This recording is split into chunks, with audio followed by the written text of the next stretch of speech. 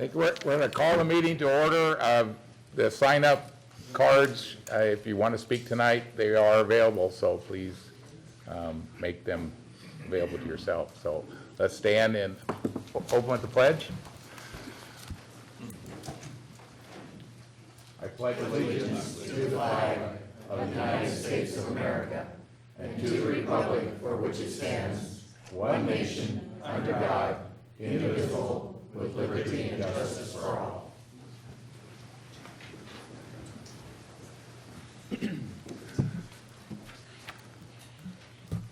Thank you, everyone, for coming. Before we go into council reports, I'm just going to go through a couple agenda items that have got moved or on the docket in the future that people might be interested in. One, we had an agenda item, the last regular meeting about the Mason County garbage contract amendment, and we've moved that to the meeting on the 19th. That'll be an action item on the 19th. We also have the city council protocol manual coming up that will be discussed on the 19th, and that's important because we've had a question on maybe changing the meeting time, and we've also had discussions about maybe doing something different with public input, the meeting format, and that will be addressed at those meetings when we discuss that protocol manual, because that's in there. So the 19th, and then the following meeting would be when that would be decided. So the public might be interested in that. Don't look at the protocol manual, just think it's all really dry, because it will define where the public meeting times are and our general format for order of business and public comment. So I just want to give everyone a head up on that. So we'll go to council reports. Mason County Historical Society has a quarterly report. Hi, my name is Kristen Fabry. I'm the director of Mason County Historical Society. I know some of you, and there's some new faces to me. So I just want to go over a little bit about our numbers for this past quarter and what's been going on at the museum. Mason County would like to thank the City of Shelton for their continued support, and we're excited to work with the new council in our future endeavors. We've had a busy start to 2018 at MCHS, which marks 60 years as an organization and 27 years for our current museum location. Things are continuing to progress and change at the Historical Society, and we have several new programs and updates this first quarter. In January, we had Gene Springer come and speak at the museum about riding the trains at the narrow gauge Circle of Colorado. Gene's program was a success and had about 30 in attendance. We were also much honored to receive a $1,000 grant from Skookum Rotary Club to go towards our new shellfish display at the museum. The display is still in progress, but will include historical photos of recreational and commercial shellfishing in the Mason County area, a copy of the patent for the Sandpiper Razor clam gun invented by Shelton native Jim Batstone, samples of different shellfish found in the area, and Oyster Fest memorabilia. We hope to have that up by the time Oyster Fest rolls around. We will be rotating many items through this display and are excited to show how the industry has shaped Mason County area. Our staff has also created 2 new displays with information about local photographers Bob and Ira Spring and local author Archie Benz. In February, we had former MCHS Director Billy Howard come and speak about the history of PEO, the Philanthropic Educational Organization, which is the oldest women's philanthropic group in Mason County. The program was standing room only, and we had about 35 in attendance. In March, the museum hosted a Humanities of Washington Speakers Bureau event where local author and cultural anthropologist Linda Dannon gave a program on what it means to be human, what we know about our ancient predecessors. The event had over 40 in attendance. In March, MCHS also received 2 separate grants. The first of 2 was a county heritage grant, which provided funding to have part of our archive scanned in and added to archiveinabox.com. Archive in a Box, located in Shelton, is a platform for from the creators of small town papers where you can currently search Mason County Journal archives online. So it will house the museum archives online as well. The new platform will allow the public to search for historical articles, documents, and photographs from our collection online for free. The second grant was received from the Skokomish tribe. The $1,500 grant from their charitable fund allowed us to lease a new scanning copier machine and purchase a computer for our museum. This will allow us to quickly scan and add historical archives to our Archive in a Box website, and that will be available in the near future. In March as well, we received a large collection of items from the two great nieces of artist Ori Nobles. During the 1920s, Nobles and his family created Olympus Manor, a successful artist colony located on the shores of Hood Canal and Union, where painters, musicians, writers, sculptors, and dancers gathered to pursue their creative aspirations. Our staff has been hard at work sessioning that collection, and we look forward to having an updated display with many of the items in the near future. We're currently in the process of organizing our archival room. All archives, photographs, and artifacts are being transferred to acid-free archival boxes and are being labeled and organized by a session number to make the collection more easily accessible and to help with rotation of displays. We also currently have our Forest Festival memorabilia, including all past portraits of Forest Festival queens on display, including the newest one, which was brought over to us by Cooper Studios. As part of the Forest Festival festivities, we had videos on display at the museum of past Forest Festival parades. On Sunday, June 3rd, we hosted a showing of the Ring of Fire film, 1961 film at Shelton Cinemas as part of the Forest Festival festivities. If you grew up in Shelton, you might know someone who was in the movie. The movie features the real-life spectacular collapse of a 200-foot high wood trestle and train into the Wainuti River Canyon. The wreckage can still be seen today. Looking forward, on Tuesday, June 19th at 5 p.m., we will be participating in the Alderbrook Golf and Yacht Club History Series in Union by giving a short history of Hood Canal. On June 24th, we'll be having our annual downtown car show from 8 a.m. to 3 p.m. This is our largest fundraiser of the year and will include oldies music, goodie bags, 50-plus trophy categories, a pie and ice cream social, and a huge raffle. Last year, we had close to 300 vehicles register for the event, which was great considering it was 90-plus degrees weather last year. Our staff and volunteers continue to greet patrons of the museum, aid with research, write historical articles for various publications, compile our newsletter, and continue to develop new historical programs and displays. In the last quarter, we received 524 visitors, with 141 from out of town and 29 from out of state. Thank you so much for your continued support. Thank you very much, Kristen. When is the presentation out in Union? It's June 19th. It's a Tuesday. Okay. Thanks, Kristen. That was a good report. Thank you. Okay, next on the agenda, Interim City Manager Vicki Look is going to talk to us about some various boards and commissions that the council is responsible to be on. Thanks, Vicki. Okay, so you did receive in your packet a copy of all the boards and committees that the previous commissioners had on, and as you can see, there are quite a few listed there. So we did have a request for a new committee to be created, and they asked that a council member be participate on that board, and that is the Mason County Housing and Behavioral Health Advisory Board. So that brings it to about 20 boards and committees that are available for the council members to sit on. So what we would like you to do is take a look through, and then maybe if you could get back to me and let me know, if you look at the times and the days that they're available, what you could maybe participate on. I know some of the folks here have jobs, and so maybe an evening meeting would be a little better to accommodate their schedules. Anyway, if you could get those back to me, and then we could kind of bring that back and have a discussion at the next meeting, I think that might be kind of helpful to kind of narrow those down and let everybody have one or two boards, committees that they sit on. So if there's any discussion that you'd like to have right now, I mean, I think that would be appropriate too, but we do plan to bring it back when we start to talk about the protocol manual at the end of this month. The only question a couple of us mentioned was meetings that are coming up before we decide. So you know those, and some of the dates and times where you were correcting, so we'll get those back to Vicki. I think the EDC is coming up, and I think we need a new board member for that committee. I think Eric, I'm going to fill in Thursday. okay, Also, the left board is the first Tuesday of the month instead of the third.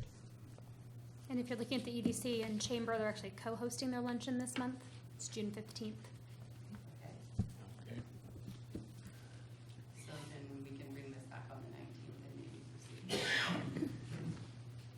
I had a question on Kathy Haig. I talked to her on Mason County Housing. Is this now a joint? Is that the Mason County Housing Commission, or is that a separate, the last item that was added, is that a separate group? Do you know that? I don't know the one that Kathy is participating on, but this did come from Mason County.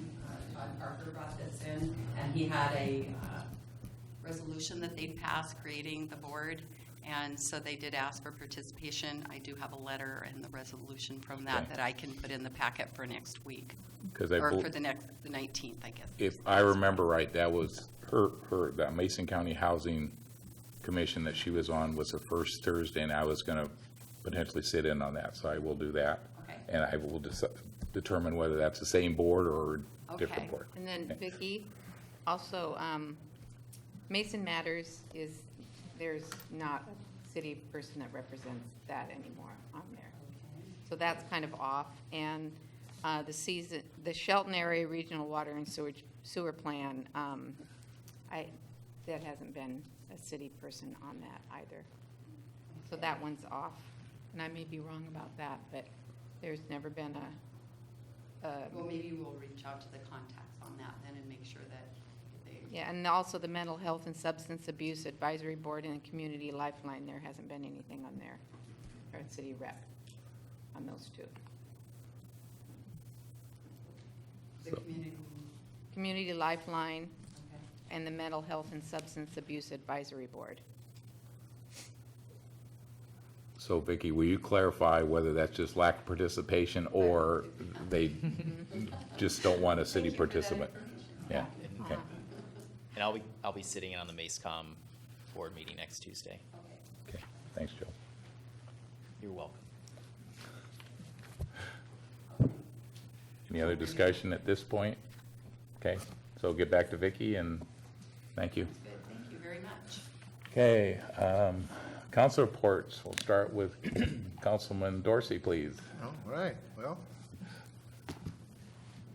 most of you know, we had a parade on Saturday, and I thought that I was gonna ask all these people, I thought that the council members in the truck were well received.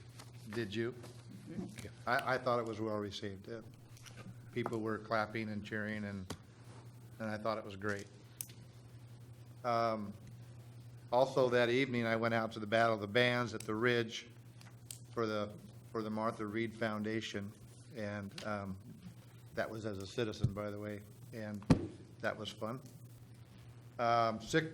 June 7 and June 14th, I have a staff briefing with Vicki and/or Bob at the Civic Center. And I think we're 1 o'clock now, Vicki, is that correct? And then on 6/12, I have the Mason Transit Authority Board at 4 o'clock at the Transit Center. And that's all I have right now. Commissioner Misko?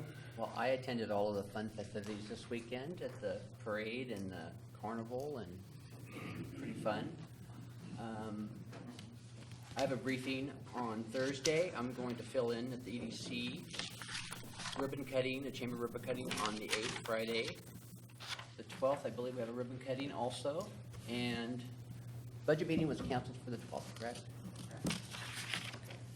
And we have a chamber after hours on the 13th and a lunch on the 15th. And I'll attend the Blues and Brews on the 16th. And then on the 19th, we have an all-day training on Robert's Rules of Orders, correct? Thank you. Hello, yeah, I'll also be, Councilmember Franz? yeah, I'll also be attending all of the study sessions that the new council is going to be going over the next 2 or 3 weeks. and also staff briefings.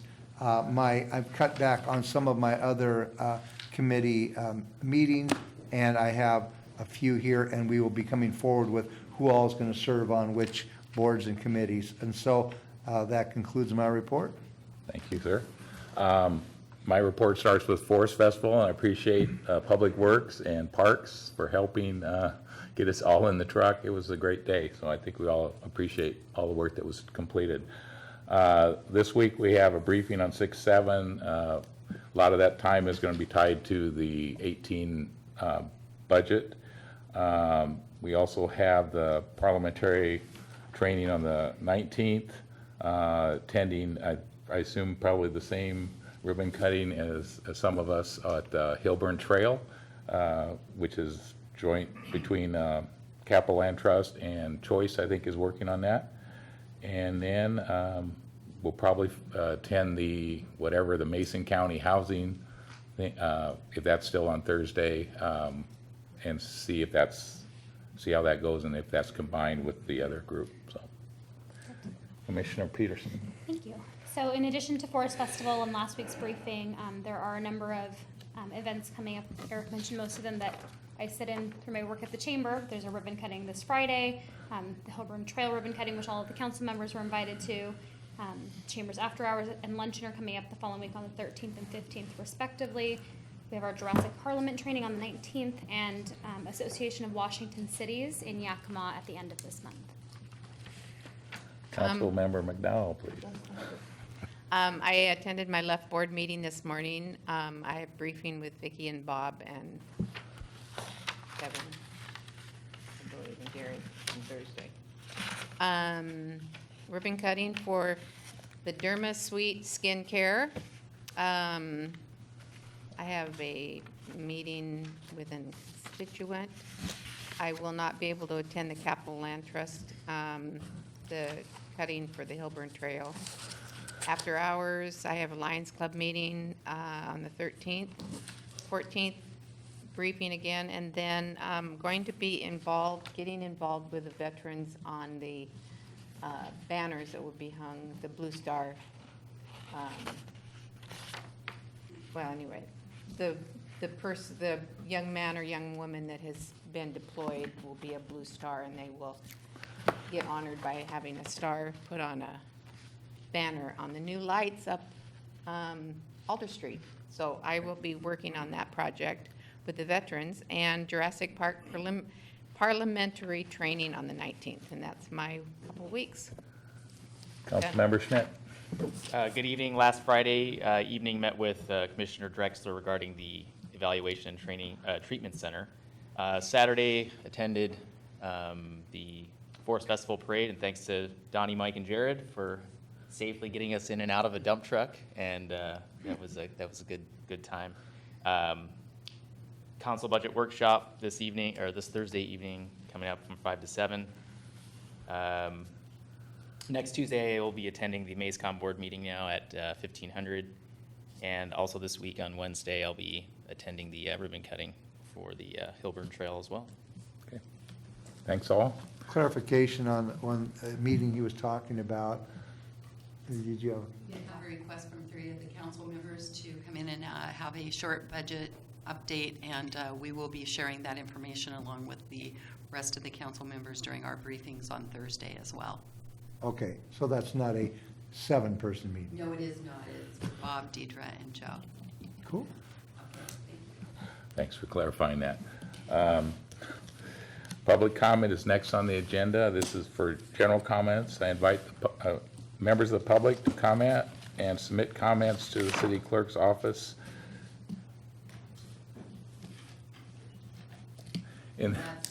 Okay, Vicki, in the next couple of weeks, if you want to submit written comments. So, Vicki, who do we have up? First person I'd like to call up is Kyle Crum.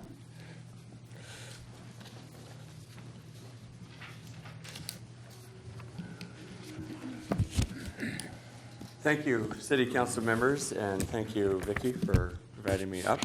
I do have a general comment, but it's rather specific about, first of all, thanking the newly appointed commission for entertaining and considering a proposal to lease space, approximately 11 acres, at Wallace Nealon Boulevard and Shelton Springs Road.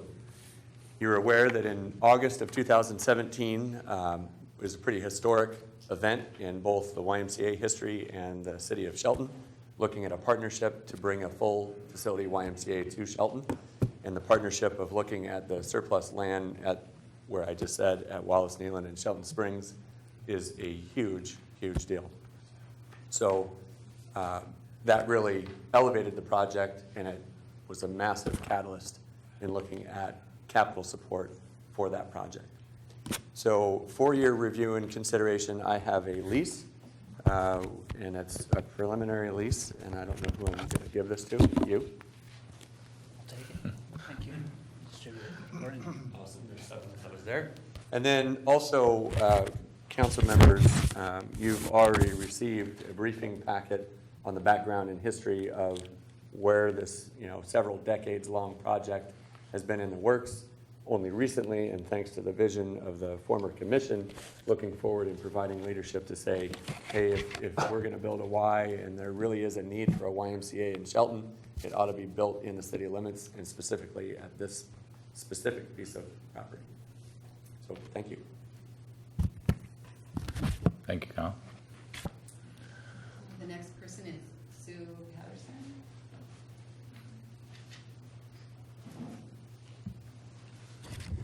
Honorable council members, I am the District 1 Commissioner for the Port of Shelton, and I just wanted to read a letter that was mailed to the city on May 3rd before some of you were council members, and I am here to express our support for the Y.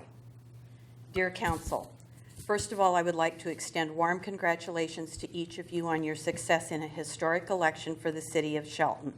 I also would like to offer congratulations on the site for the Shelton YMCA branch. The YMCA slated to be sited on Wallace Nealon Boulevard is definitely the right step in furthering economic development in Shelton and the Mason County community in general. With over 900 employees currently working on port property in over 35 businesses, we know that our tenants locate in areas that have quality schools and a community that is surrounded with amenities where they can raise their families and enjoy quality of life.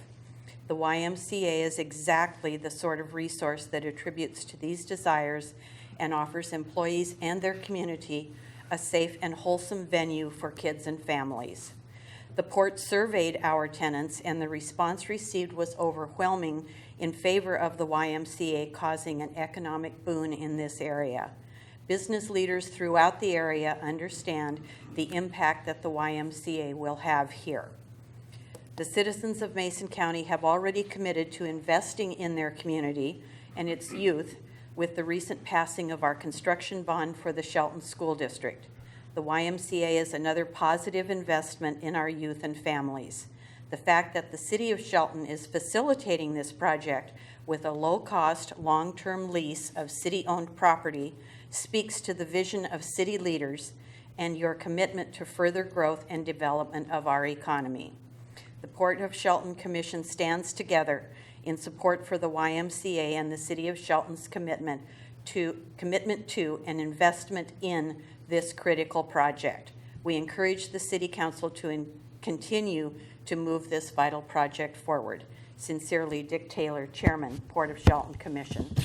And I would like to express my own personal support also. I have recently had my grandchildren move into the area, and it's exactly the sort of thing that coming from LA they would expect to have available in Mason County. So go for it. Thank you, Commissioner Patterson. Could we have a copy of that? Vicky's got it.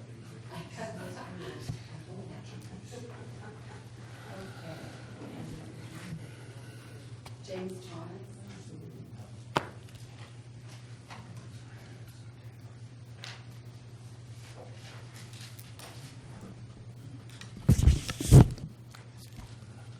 Mr. Mayor, council people, My name is James Thomas. I chair the Economic Development Council of Mason County, and I am here to express the full-throated support of the EDC for this project.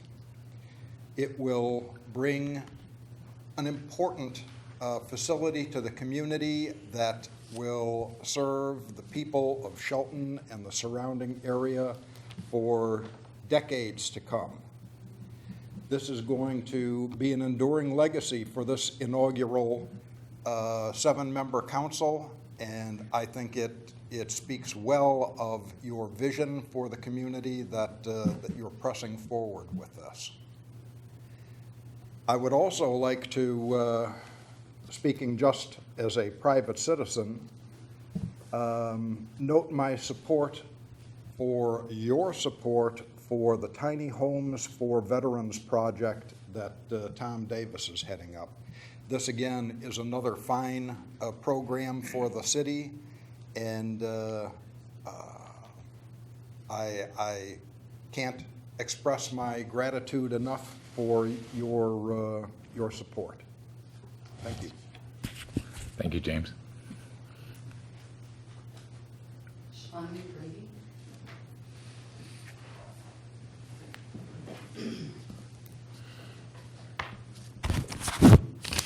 Mr. Mayor, council members, my name is Sean McGrady. I'm the executive director of Ponza, a 501c3 nonprofit. We built Quixote Village in Olympia, which has become a national model of what's possible, award-winning. And I'm here tonight because of one word, land. Let me explain. I've been working very closely with Veterans Advocate Tom Davis, and with the strong support of Senator Tim Sheldon, we were granted $3 million. Let me repeat that, $3 million in the last capital budget to build a tiny house village in Shelton for our veterans in need. This model has the full support of the Department of Veterans Affairs in Washington. And we need land to build that village. We have submitted, I have a formal letter of interest and a proposal with me. And I also want to, before I go on, I want to also thank city staff that has been working with us very graciously to help figure out this challenge of getting land. I would love nothing more than to put millions of dollars into this town, construction jobs and more. But more importantly, this is a remarkable opportunity for all of us. We could absolutely end veterans' homelessness in Shelton and Mason County. As you know, this is not about politics, but what is morally right. The men and women who've taken the oath of service, who've promised they'd die for this country if necessary. We owe them a debt, plain and simple. And here we have this precious, remarkable opportunity to repay that debt. That kind of thing doesn't happen too often, so I know you're going to be surplusing land or thinking about it tonight, but I hope you'll be thinking about us if you do that and to help us. I thank you all for the opportunity to speak to you tonight. And I have this proposal. I'm not sure where I bring it. Okay. Thank you, Sean.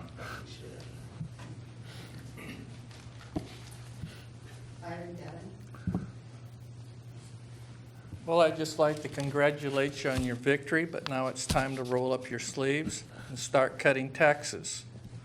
And I'm here on behalf of my tenants about the utility tax from the garbage department. When they first told me 41.9%, I about fell over. That's got to be one of the highest, if not the highest in the state. For some reason, this needs to be trimmed down, and I'm just bringing it to your attention now so you can think about how you're going to trim it down to get it within a working, realistic number. Thank you. Thanks, Devin.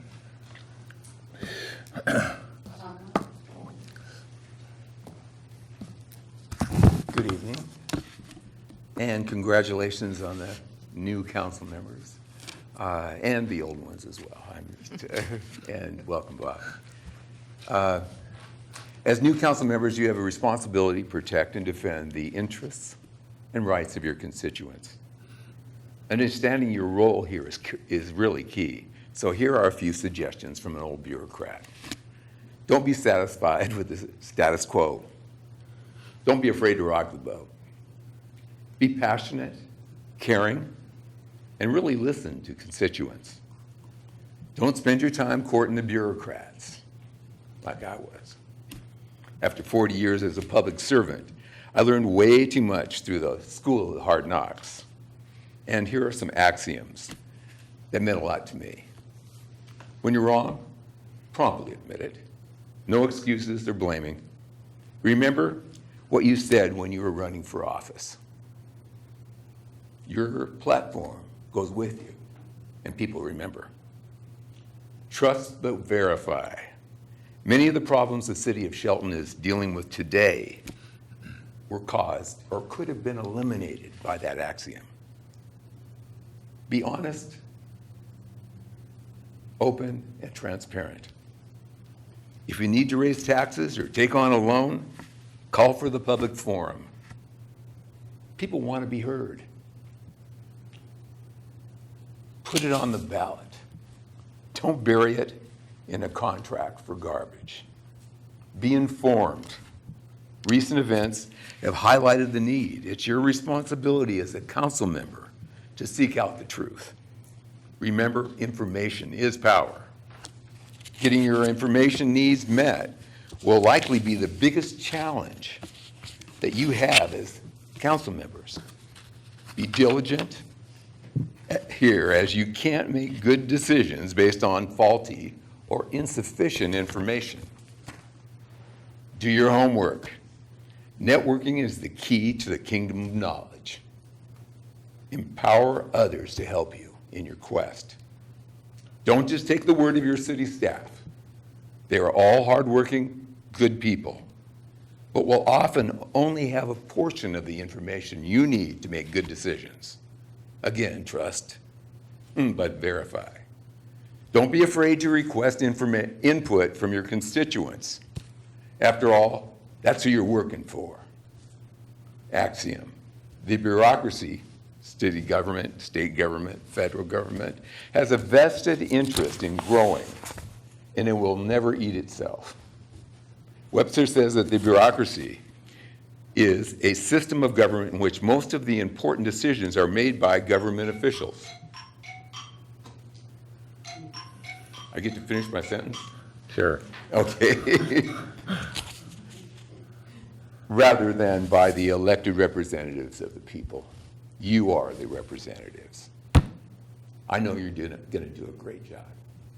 Thank you. Thank you, Tom. Randy Lewis.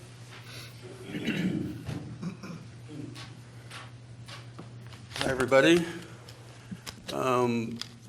My congratulations as well. I think I've talked to most of you in person.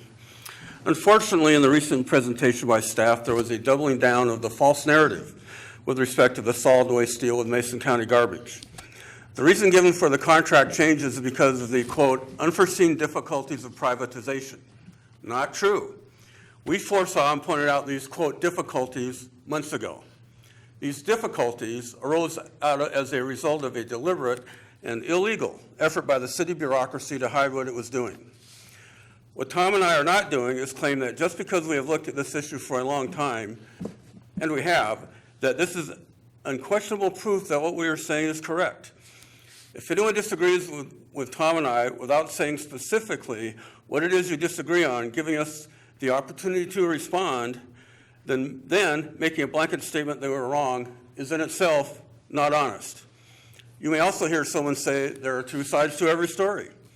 If one person says 2 and 2 is 4, and the other person says 2 and 2 is 5, there are no two sides. There are several items wrong and illegal about the deal, but since you are about to consider changing the contract, for now we will focus on items in the contract that need to be scrutinized. In the recent council meeting, in the original solid waste document presented, the option 3 staff recommendation page shows items that were changed when the contract was subsequently rushed through and voted in. Item 1, that page references an uncapped CPI. Prior to the vote, we were told that a cap of 4.5% was to be added to the contract. What we were not told until just before the vote was that the cap goes away after 10 years. Waste Connections, goal, parent company of Mason County Garbage, states on their website, their goal is to establish monopolies in rural communities. They know that it is unlikely that a staff of these small communities has the financial skill set to understand the rate instability caused by an uncapped CPI. Shelton staff certainly has demonstrated that they do not have these skills.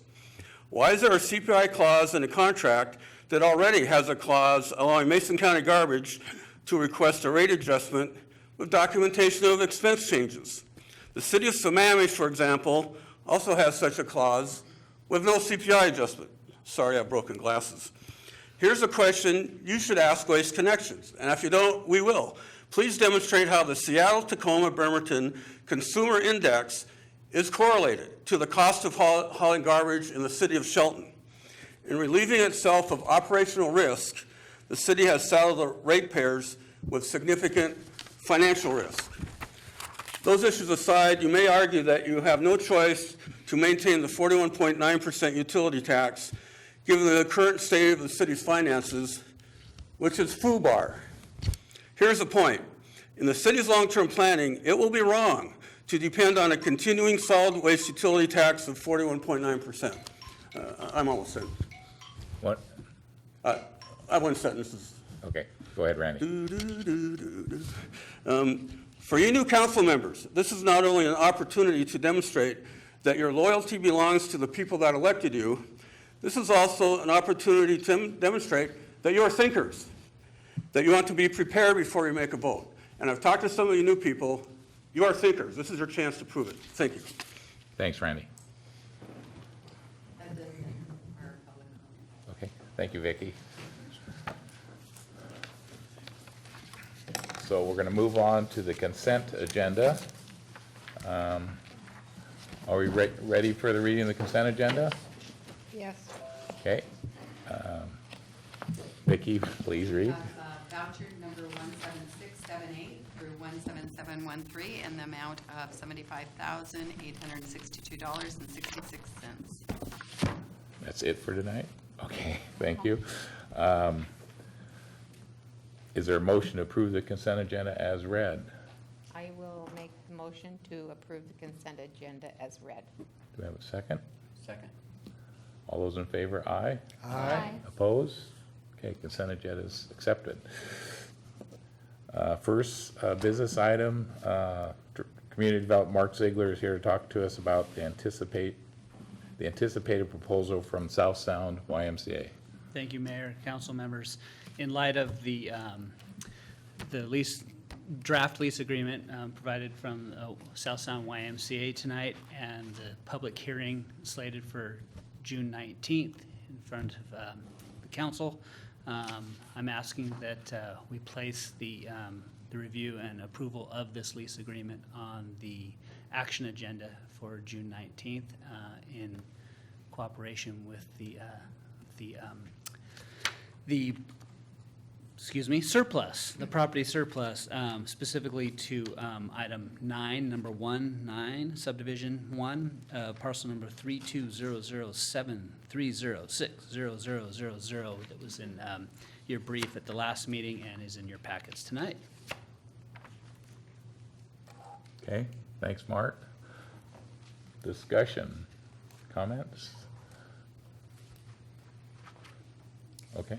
I move to place this item on the action agenda for the June 19th, 2018 council business meeting pending a declaration of surplus of subdivision 1 of parcel number 320073060000. Is there a second? Okay, all in favor, or is there any discussion? All in favor? Aye. Aye. Opposed? Okay. That's passed, excuse me. Oh. Is it time to go home, Vicki?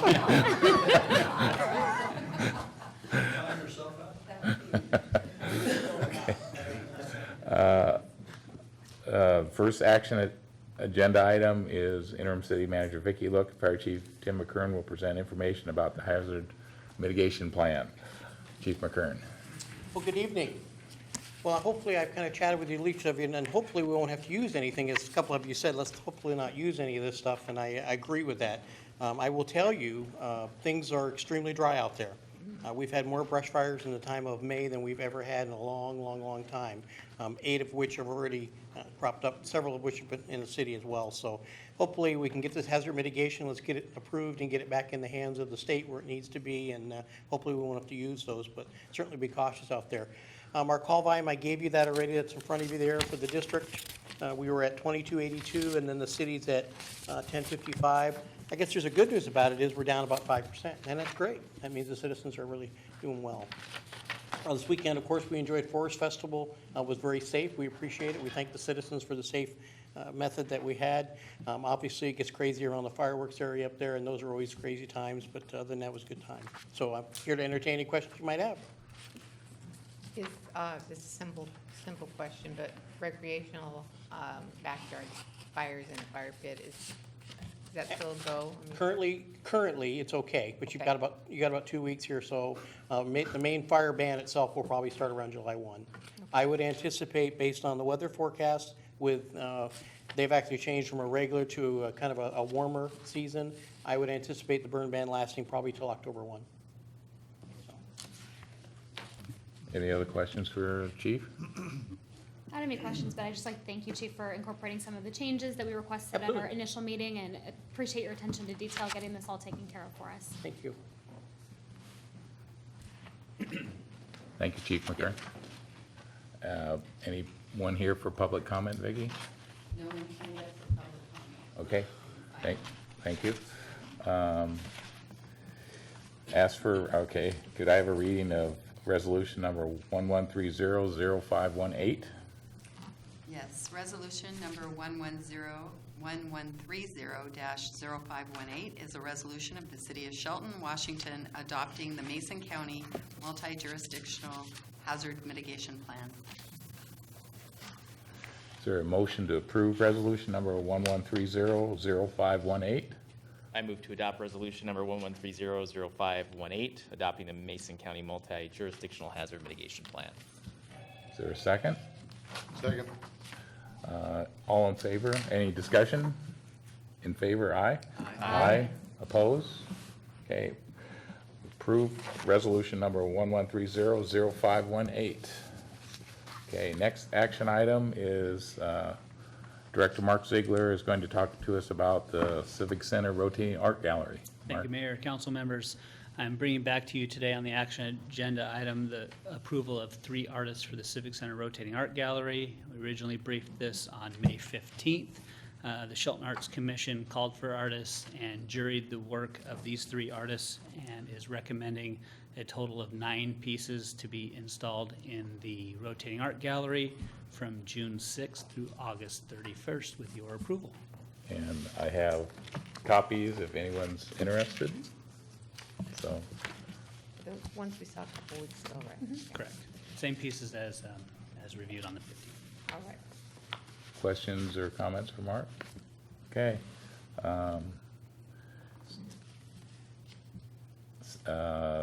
Excuse me. Do we have a motion? Any public comment now? I move to approve the Shelton Arts Commission's recommended artists to be installed in the Shelton Civic Center Rotating Art Gallery, June 6th through August 31st, 2018. Second? Second? Okay.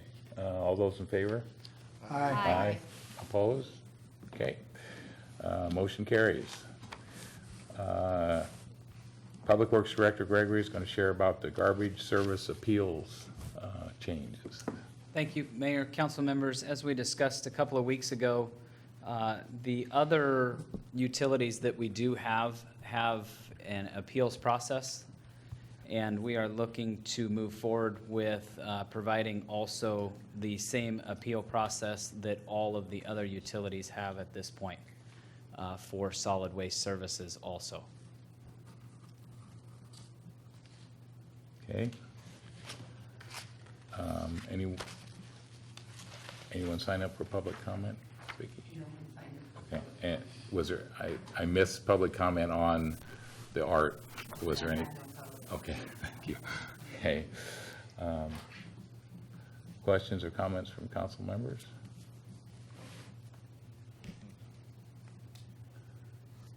Okay. May we have a second reading and adoption of ordinance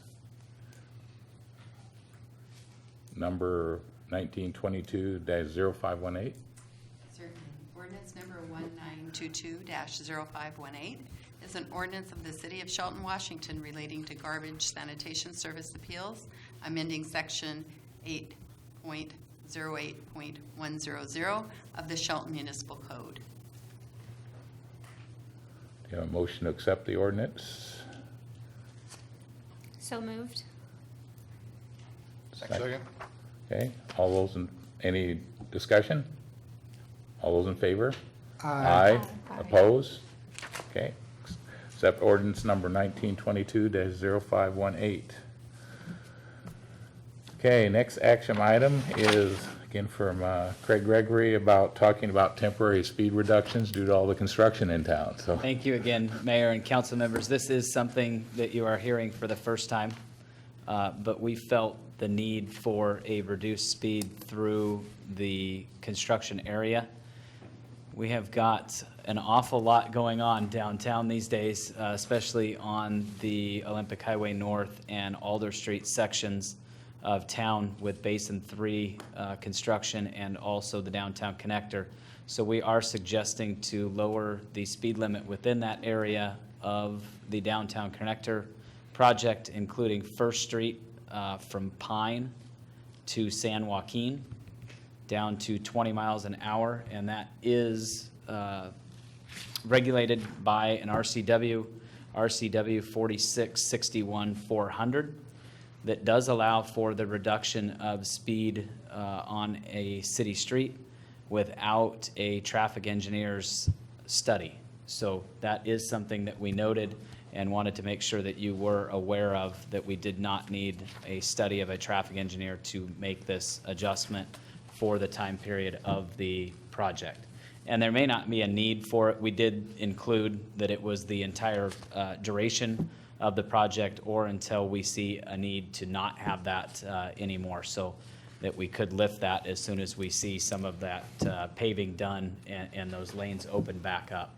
Or even maybe we get Basin 3 so they're out of the area and there is less congestion down there. So we can look at that on an ongoing basis and make adjustments as needed.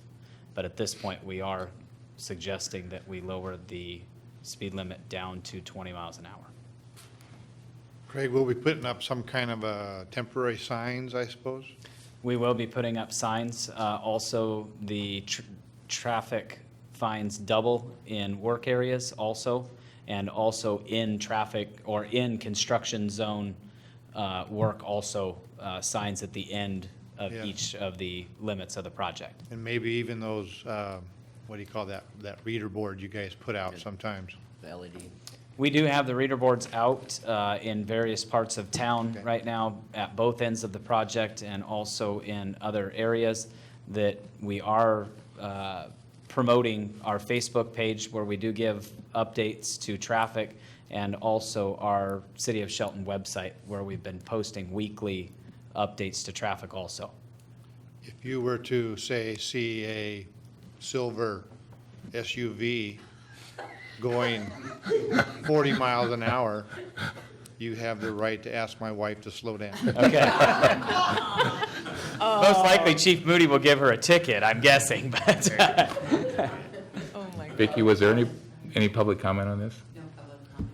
I just had one comment with this, and just showing my support of the temporary speed reduction, just because 800, injuries occur every year in work zones, and one of the top three reasons for those injuries is related to excessive speeds, and I think it's just a good idea to do just for the general safety of the traveling public, as well as our construction workers and city staff that'll be working in those construction zones, so. Thank you. And I agree with that. So don't infer anything for this question. So the entire length of the reduced speed will be considered a construction zone for enforcement? Is that? That is correct. Okay, that's So what we will post it at C Street at the beginning of the project up on the hill section and also at First Street, and also on both ends of First Street entering into the construction zone. So at the end of San Joaquin and also at Pine Street on First. Okay, thanks, Greg. For the record, Kevin has a white Corvette. I think it's a great idea. I think Yeah. it's for people's safety. I've seen some crazy things already, cars stopping really fast because they're not looking that there's construction there. I think it's a good idea. And we do have some very narrowed lanes at this point, not only up on the hill section, but also downtown where they have removed saw cut and removed the curb and gutter and have left that an open trench until they actually get the curb and gutter poured back. So we do have some very reduced lane widths also. Is there a possibility that there could be some speed signs like halfway between the two ends, the top and the bottom? Because people are going to come out on a side street or whatever, and they're going to miss that down. We will be posting multiple signs throughout the Great, project. thank you. Yes. And I'll just, this is kind of off the topic, or kind of is, the Facebook page, that looks really nice. I mean. Good. I looked at it and it gave me good information. Now, whether, on that day, they might be slightly different due to construction issues, but it was good information, so I appreciate that. We have So- been hounding Andy, our communications director at this point, constantly to get updates out there for us. So I think he's getting a little tired of us already, but we'll continue to get those updates out there. But he is doing a great job getting those updated. Okay, thanks, Greg. You're welcome. Any other comments or questions? Do we have a motion? I move to approve the temporary reduction of speed on Alder Street from First and Alder to Olympic Highway North and C Street, and on First Street from Pine to San Joaquin Avenue for the duration of the projects or until it's no longer needed. Thanks, Joe. Do we have a second? Second? All in favor? Aye. Aye. Opposed? Motion passes. One more item from Public Works Director Gregory is amendment to the 2018 fee schedule. Again, something that we talked about a couple of weeks prior to this meeting. There were quite a few amendments that needed to be made, just a house cleaning for the fee schedule. Not only myself, but Mark also noticed some of the errors within the fee schedule, and we are just asking to update that fee schedule and amend that to reflect the corrections that were intended when we actually passed the fee schedule the first time. Is that wetlands one a mistake? It was a typo, I yes. guess so. Yes, I think Yeah. there was another zero added there that Yeah. didn't belong. Okay, very good. Any public comment? Okay, thank you. And it's just these 8 items on the first page and not the several pages after. That's correct. You can actually view the entire fee schedule on the city website. It's a fairly lengthy document, so we figured we would just list the actual changes instead of the entire red line version for your viewing. But if you so feel the need, you certainly can go to the website, and it is on the website. And Craig, if any residents got caught up in the interim between the intended fees and now making these changes, do we anticipate anyone paid a higher fee that is going down, that we're going to need to address those concerns? If anything, the customers have seen a reduction in what they have paid. Nobody that, to our knowledge, has paid in excess of what the intent of this was. Thank you. Okay. So can I have a reading of resolution number 1128-0518?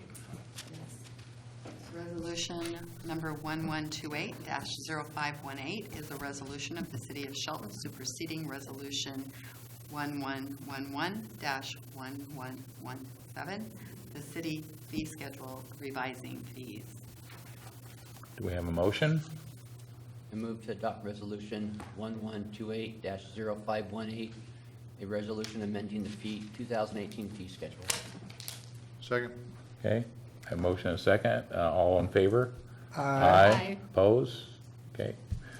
Resolution adopted, 1128-0518. Thank you, Vicki. We're to administrative reports. Yes, thank you. I have had a few questions asking about the schedule coming up over the summer for especially Bob Jean and myself. And so I just wanted to let you know that I would be bringing something back on the 19th that would be outlining what our plans are for the next couple months. And also announcing kind of when we think we'll have a finish to our employment here at the city and making some recommendations along those lines. So I'll be briefing that on the 19th. And I believe that Craig also has an update on a couple issues. I do have a fairly lengthy update for you tonight. There are quite a few things going on in Public Works that we don't necessarily bring to the council for a vote, but just wanted to inform you of what is actually going on out there, and a lot for the public also to make sure that they are aware of some projects and some other things that are going on. So some in-house projects that we haven't really made note of to this point. The Jones Road Water Extension will be a fairly large project for our city staff. They are replacing a fairly large section, over 1,200 feet of water main, moving from a 6-inch asbestos concrete line that is up in that area to a new PVC 8-inch line that will increase fire flow, and also adding 2 hydrants up in that area that currently they do not have up in that area. And they are going to be starting work on June 11th in that area, so you will see some road closures for a fairly long period of time, not expecting that project to be done until sometime in early to mid-July. So it is a fairly large water main replacement project that is going to be done in-house. It currently is budgeted in the 2018 budget at $60,000. And they will be doing new water main replacement and some paving up in that area also. So you will be seeing that coming forward soon. And also the 20 residential blocks will be going out shortly for bid in the next few weeks. So that will be something that we will be bringing back for a vote after we get those bids back for those 20 residential blocks. And with that being said, some major changes in some areas on those 20 blocks. Wilson Street will really take a different shape. Right now, the encroachment for a lot of landscaping, some trees that need to be removed for alignment purposes. So that is on the south end of town, but Wilson Street will really undergo over the next couple weeks a transformation where a lot of the vegetation will be taken out, and that roadway will be realigned with some added storm infrastructure also up in that area. So that will be a pretty major change for those folks up there. We have notified them that it is coming. We haven't heard a lot of negative feedback at this point. I think everybody is happy that their gravel road is being paved at this point. So they are excited to see that and are excited for the change. Can I get that list, Craig? I don't have that list of the 20 blocks. We can certainly provide that list. It is online also. Okay. It is on our website. But if you would like, we certainly can provide it at I can find it there. Okay. Quick question. Go ahead, Deb. Go ahead. Jones Street and Wilson Street, whereabouts are those? Jones is up in the southeast section of town. The section that's actually being replaced is actually in the county. Yeah. It is a main line that runs from Arcadia up to Dickinson Street, which it does serve county residents, but it is a city-owned facility. Okay. So, or infrastructure. Those 20 blocks, are those what were on the original, or at least the published list 2 or 3 months ago? Have they Correct. changed? That is correct. Okay. Yes. And that's all going out for contract? That is correct. Not being done in-house, the 20 blocks. Correct. That is going out for bid.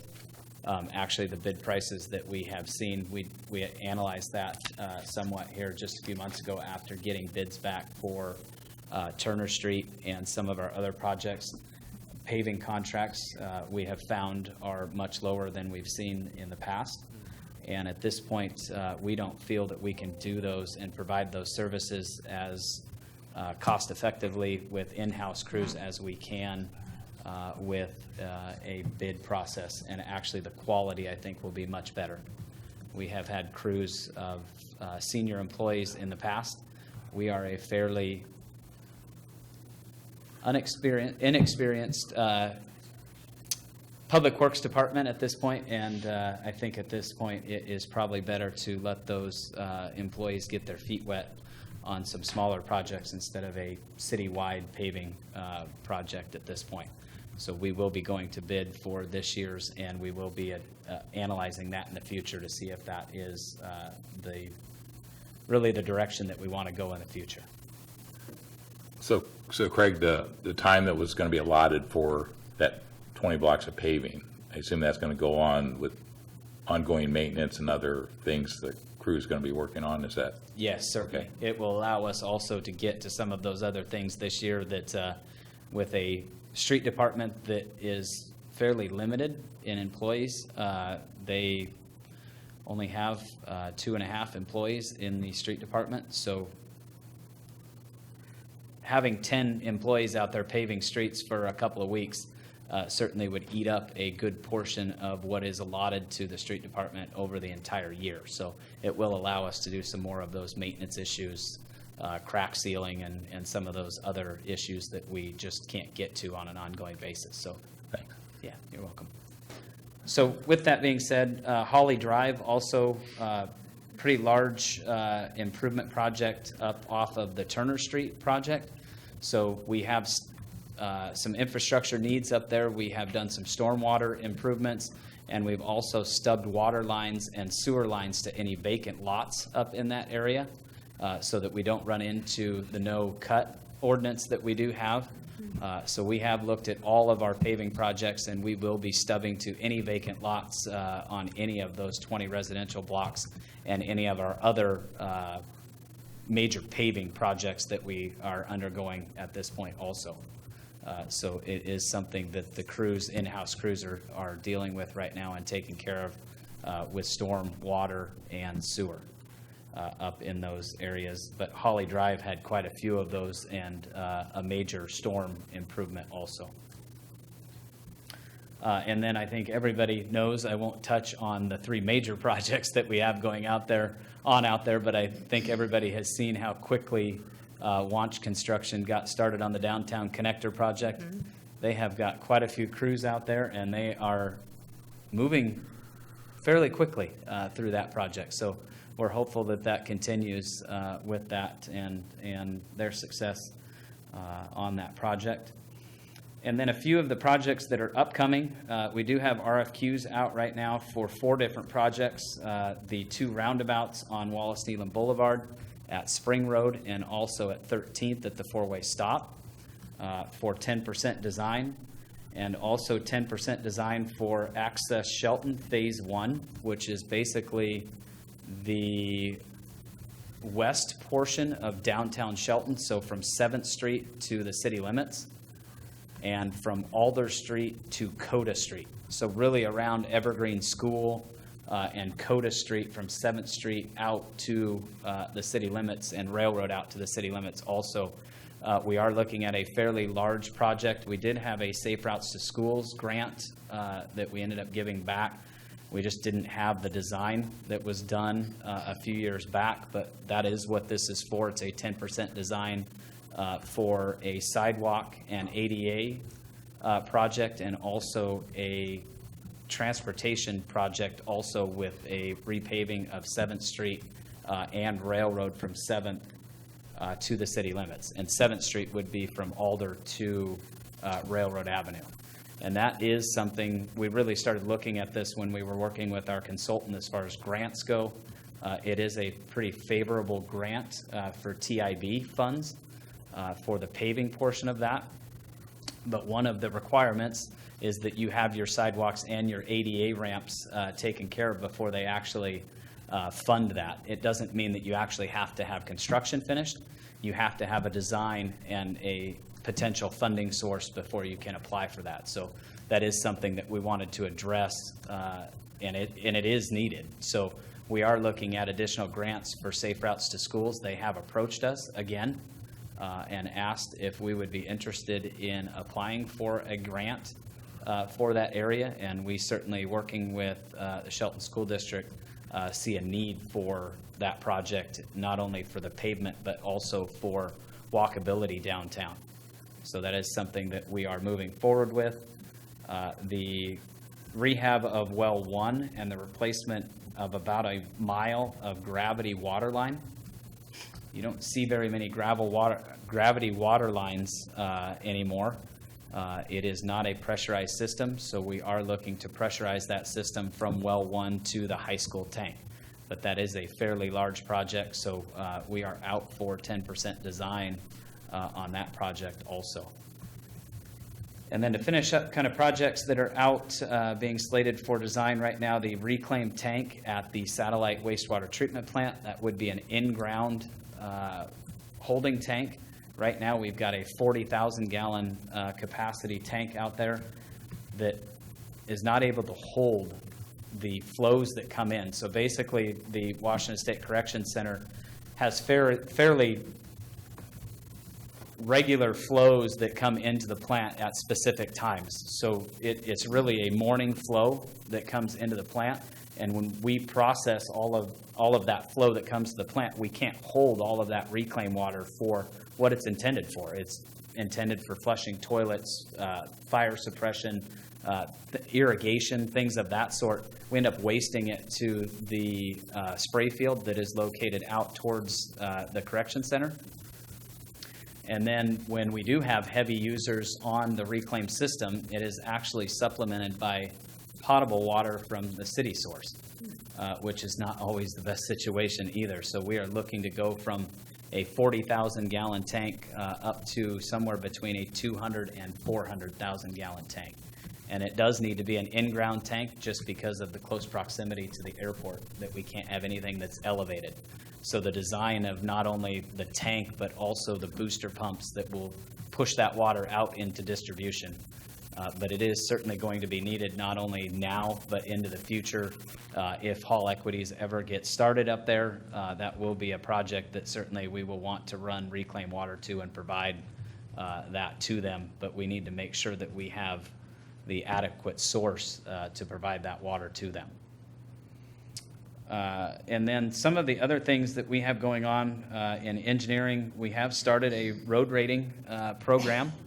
Finally, I think it is way overdue, but we have been working with TIB engineers with the road rating process that they use.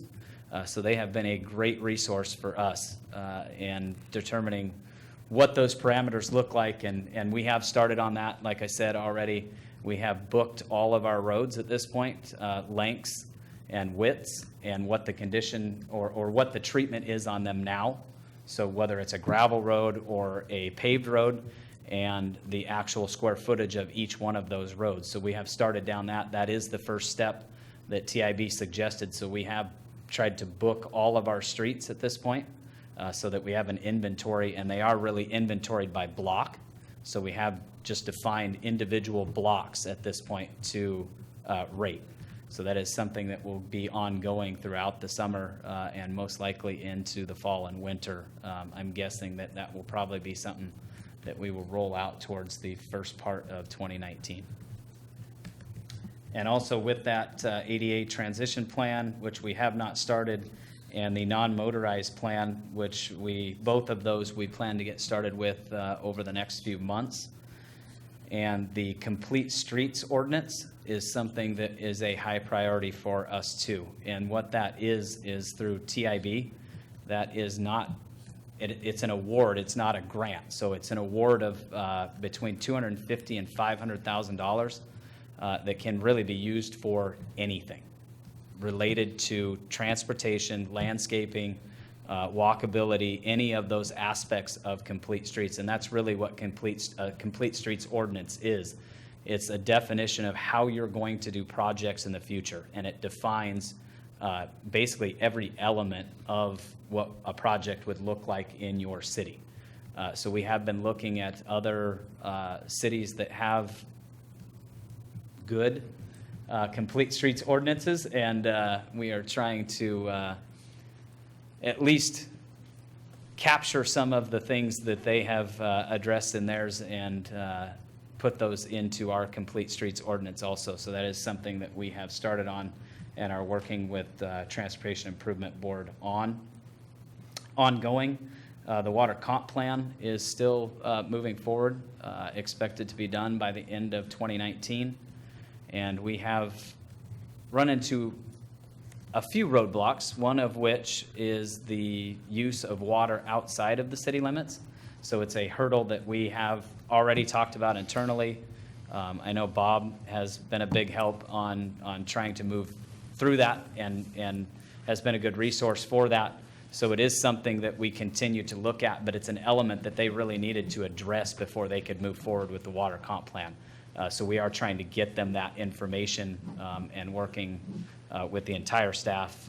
But like I said, Bob and Kristen have also been instrumental in that and moving that forward and what we're actually going to do outside of the city limits in the UGA.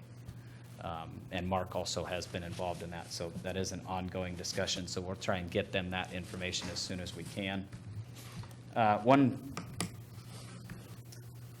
really good thing for us, Relight Washington is completed. That project came forward quite a few months back, but PUD has installed all of the LEDs out there and replaced those from the high-pressure sodiums that were out in the field, and they have completed all of their work. We have submitted for reimbursement through TIB and are looking to get PUD's invoice paid with those grant funds and the reduction in our overall utility costs to the street department for the LED conversion. So happy to report back that project is completed.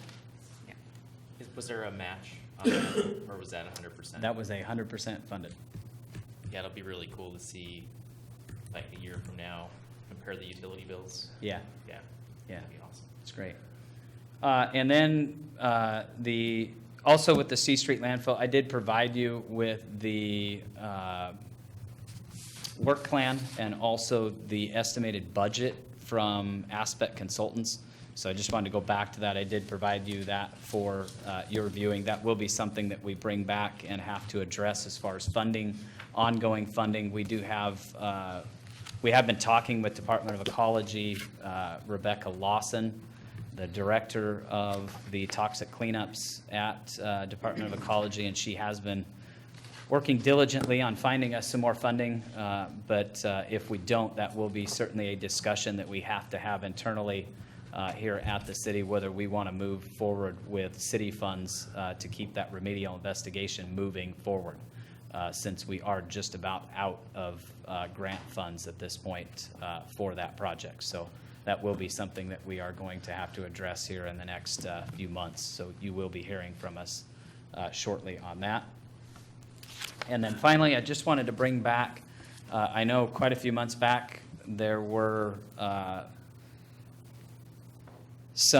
need for us to bring back a biosolids report. I think the old, or the former council or commission asked for it, and we have been putting those numbers together. So in 2017, we brought in total revenue of $123,465. We had a total profit margin of 39%. And this year, to date, we have brought in just over 83,000 through May. So the projections are, and that was, these numbers are fairly conservative. We did just bring on the city of Yelm, who has started bringing us biosolids. They are a fairly heavy hauler to us, a very large producer. They're actually going to be our largest producer at this point, and they have only been hauling to us for about a month. So I'm guessing that these numbers are fairly conservative, but overall projections look like that by the end of the year, 2018, total revenue will be about $200,000. So if you look at that at the 2017 profit margin, that would mean total revenue or profits of just short of $80,000 after figuring in manpower, equipment, power, gas, all of those things that we have to figure in as far as the cost of doing business, we have done that, and it looks like I said, that profit margin's about 39%. So it looks like total profit would be just short of $80,000 for 2018. Is that going to be general, oh, sorry. Go ahead. Is it going to be general fund revenue? That would be sewer department revenue. Okay. Yes. That's what That I is was the sewer utility. Are you going to have a little report on that as far as just documenting our, like 2017, who were our major customers? We can certainly bring that back. I think we agreed when we first started doing this in late 2016 that we would bring back quarterly reports, so we will certainly continue to do that and bring those updates to you. Yeah, I think currently we have 11 different agencies that bring us biosolids at this point, but we can certainly provide you a list of those. Can I go back to some Yes, some certainly. questions for you, Craig, if that's okay? The major project you're talking about putting out for bid for the 10% design work, is that correct? Or That is correct. Okay. And then that 10% design work, that will get us to a point where we can make a construction estimate and at least know the size of the, at least fairly closely, the size of the project for future funding issues, however we're going to fund it. That is correct, and Okay. that will get us to a point where we can apply for grants also. So it will be a grant level design that will give us an engineer's estimate and a 10% design. It's really the same process that we used for the downtown connector project, and it seemed to work fairly well. The one thing that we are going to have, and we are pushing fairly hard to get this done, because we are up against the grant window of August. So we are going to be working with that consultant to get that at least 10% design done and get us an engineer's estimate on those projects so that we can move forward with a potential grant application also. The funds used for those RFQs, does that come out of the TBD? Yes, it does for the transportation projects, and all of these have been budgeted within the 2018 budget at this point. That was my next question. Now, this is working down the priorities list that you presented earlier in the year, I believe. Correct. Yeah. And as Councilmember Schmidt stated, these would be TVD funds or REAP funds that could be available to us, and both of those funds are very healthy at this point. With the $1 million direct appropriation that we received for Downtown Connector Project, which we were planning on using TVD funds for, those funds seem to be fairly healthy at this point. So with the restrictions on that to use only for transportation projects, that is what we are planning on spending those funds on at this point, is the design and then moving into construction or grant match. So the margin for the biosolids, we had talked, it had been talked about at past meetings about either lowering sewer rates for people or paying the debt down faster. We will be having that discussion soon. It is. With the budget. Right now, my head's into the general fund shortfall. But yes, that remains a common goal, I think, of everyone. And as we continue to bring back these reports, that is certainly something, if the council feels that would be appropriate to have that discussion, we certainly can. Other questions for Director Gregory? I had a question for Vicki and Bob. Status of the city manager recruitment. Well, we're supposed to be hearing, I think it closes on the 18th, and we should be hearing something the day after that or Somebody's so. applied? Well. I had it on my calendar to give the recruiter a call just to say where is it at. I've got a note in my calendar to call him tomorrow, so Okay. I'll let you know. Yeah, I think we're within about 10 days of it closing. I'll make a point of I'll give him, maybe I'll call him tonight and have an update for you on our Thursday updates. Just curious. Yeah, I'm curious too. Any other questions for staff? We're all curious. I guess our next meeting will be Tuesday, June 19th at 7 p.m. Have a motion to adjourn? to adjourn.